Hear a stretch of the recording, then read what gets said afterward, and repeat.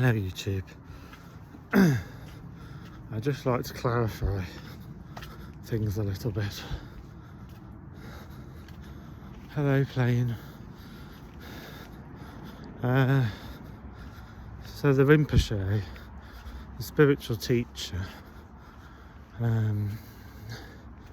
because people say things like porn is bad and sex is bad and drugs are bad and alcohol's bad, and they're right to some degree because they're addictions and we should overcome our addictions. But the highest spiritual teachers can be writing the next best-selling novel, can be upstairs having sex in the sauna, in the gay sauna, and they can be doing a load of other different things, not just on this planet but on different planets. You see, once you realise the supernatural powers of the mind, you're not limited to your body. So I'm walking, or so it appears. Or so it appears.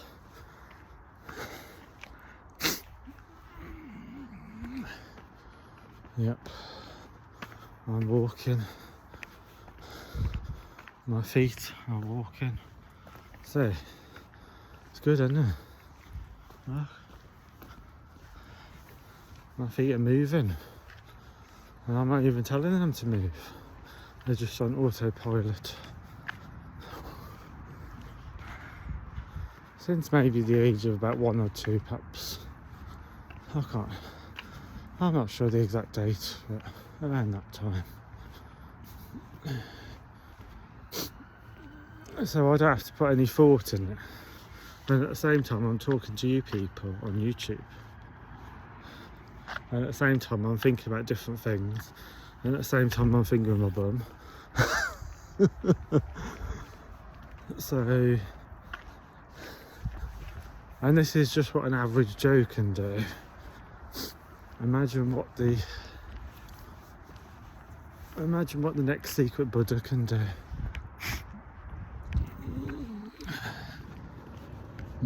He can be doing work on this planet. He can be doing something else on a different planet. He could be doing something else on another planet, and something else in another planet, all at the same time.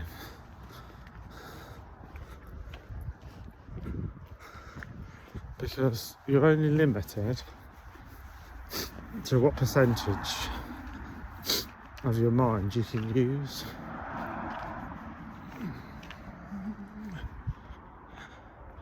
This is why we hear miracles throughout the world. They're not really miracles. What it means is that person has hacked into a different part of their mind, which most other people can't hack into. So it's not really a miracle. It just means that person has managed to access higher parts of the mind. And my ankle's itching. That's all that happened.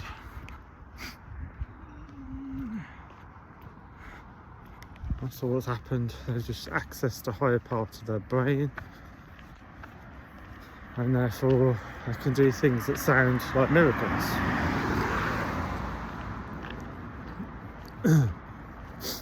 Yeah, but it's not really a miracle. It just means that person has gone into a different part of their mind.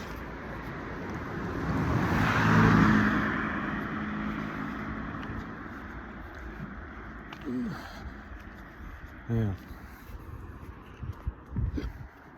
Most people have done it at some point.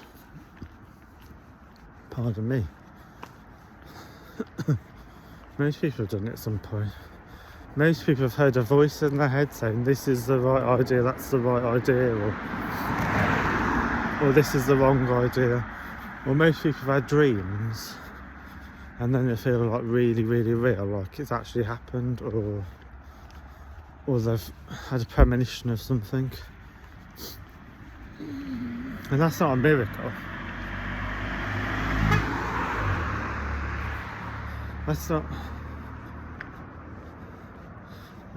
a miracle. It just means you've used a higher portion of your mind. It's alright, someone just bibbed me, I don't know who it was. But it just means you've used a higher portion of your mind, or you've accessed a different part of your mind. There's not really any such thing as miracles. There is only such a thing as tapping into deeper layers of the mind. That's what they call a miracle. But a miracle implies something that's completely implausible, unbelievable.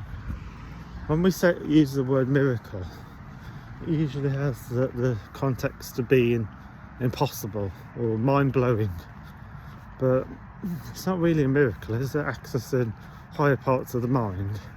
Anyone can do it.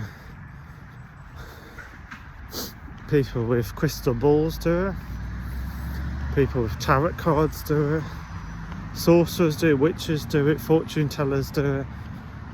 Voodoo practitioners.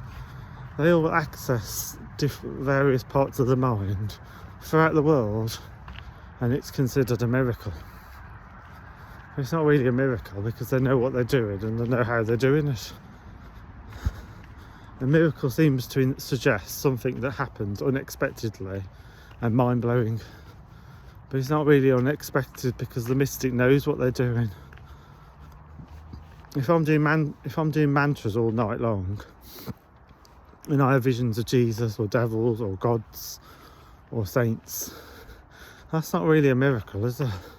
All it means is that I've accessed a part of my mind which other people can't access. That's all it means. In other words, they're there, but you can't see them unless you train your mind to be able to see things that other people can't see. I'll give you an example. Dogs and cats can see different things that we can see. They can see things that we can't see. In other words, they're using a higher portion of their mind, or they're accessing a different part of their mind in which we can't access. So, in some ways, they're actually more advanced than us. If you think about it, in some ways, they're more advanced.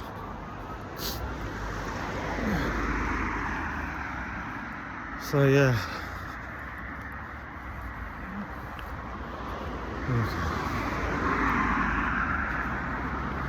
I think that's all I need to say. It's like this road, for instance. This is another example. The cars are going hither and thither, and as I'm watching them, I can see myself moving through them or moving with them. But actually, this body is here walking. So, and yet I can feel myself up there with them cars at the same time.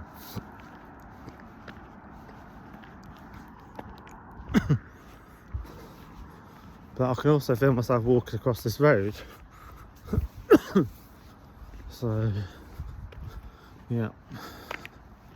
It's surprising, isn't it? Now I don't have many people in my life. My meditations have intensified. In other words, I feel the presence of God even more now than I did before. Yeah. I think that's what God was waiting for.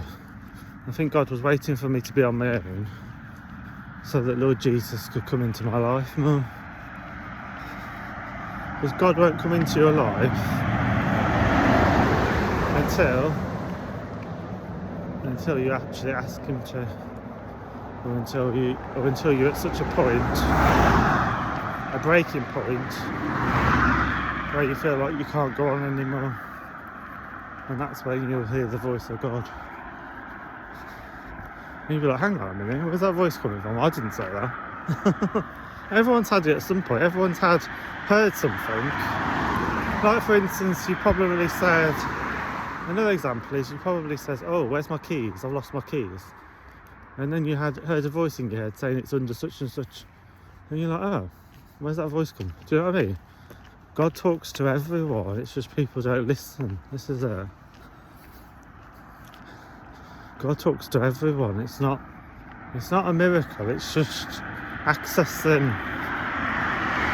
Even without doing meditation, people access parts of their mind which they don't normally access. You know, it's not... Yeah. But what I'm saying, what I'm trying to get to, the fact is that a true mystic, someone that does a hell of a lot of meditation, has much greater capabilities. And there's no point me telling you about them because they're just completely mind-boggling.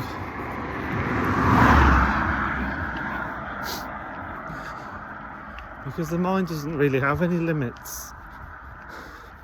The Hindu scriptures say that God was looking for the best place to hide all the powers of God. So in other words, God was trying to hide all his powers.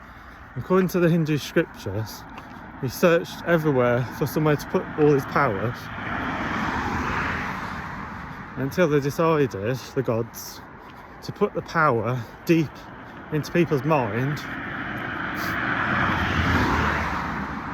knowing that it's the last place they'll look.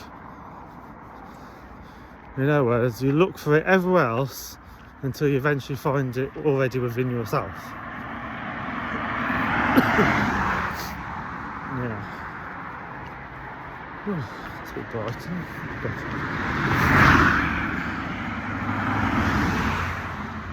So I don't like flashing lights. It makes my eyes go funny. The eyes of this body are... Okay. Alright, peace, love and blessings everyone. Peace, love and blessings. Peace, love and blessings.